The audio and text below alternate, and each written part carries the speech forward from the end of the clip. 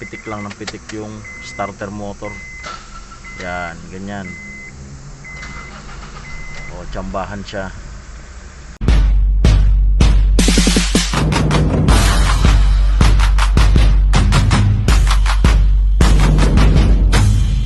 Guys, meron tayong Honda CR-V. So, Gen 2 2004 model.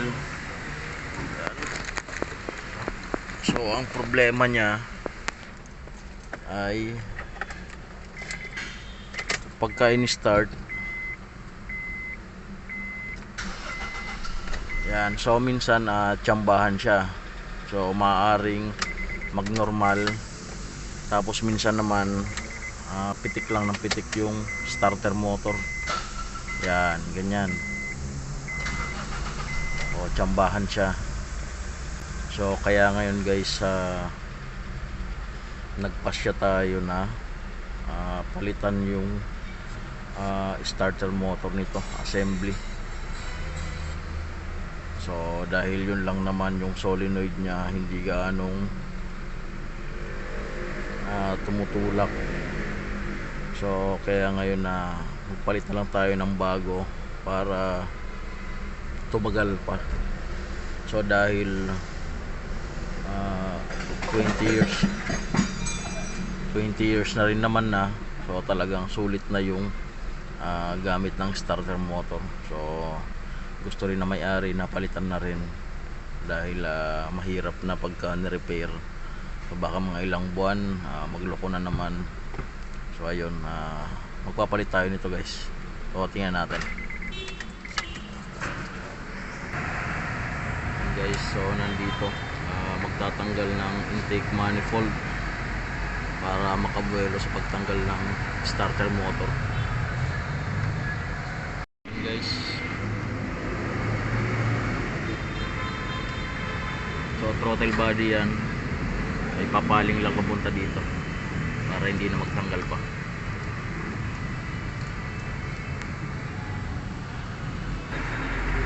And guys, so kailangan pa natin magtanggal nitong bar na to dahil hindi makakalabas yung intake na yun. So yung intake manifold, yung tornilyo lang naman dito sa taas, tapos yung hose yung sa dulo, yun lang yung matatanggalin. Ito kailangan pa to.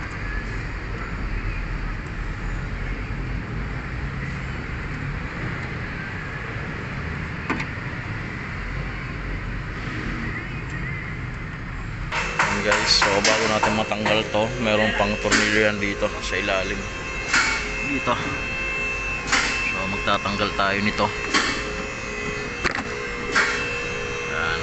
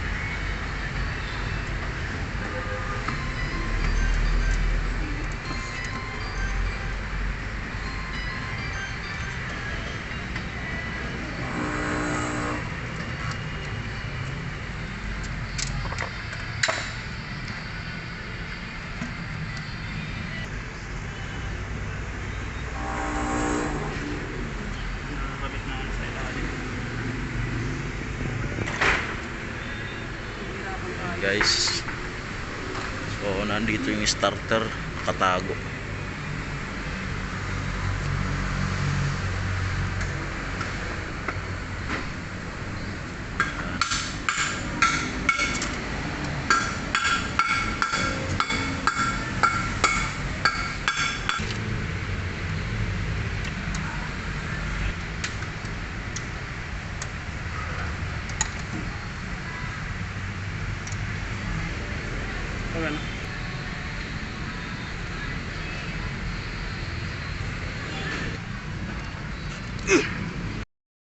So naluwagan na natin to.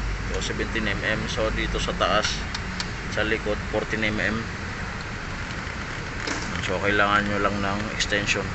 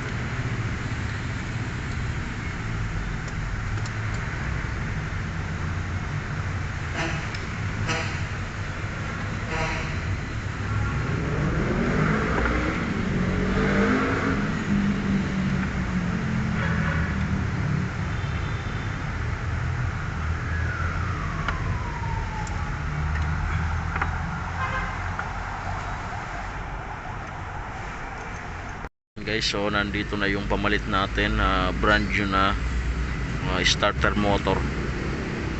Ayan. So kailangan nating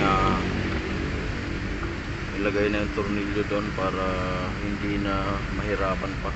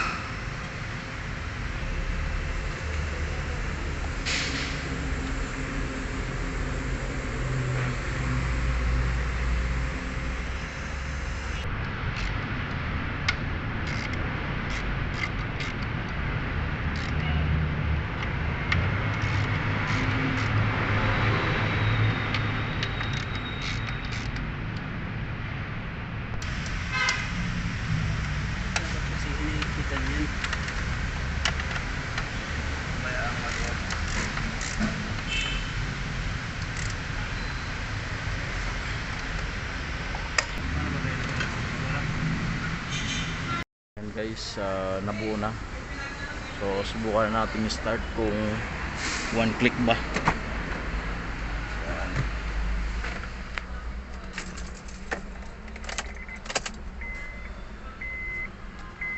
So tingnan natin kung one click. Yan, one click na.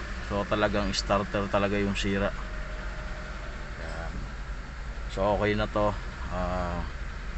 Like and subscribe to my channel, NNB Mechanics Vlog. Thank you.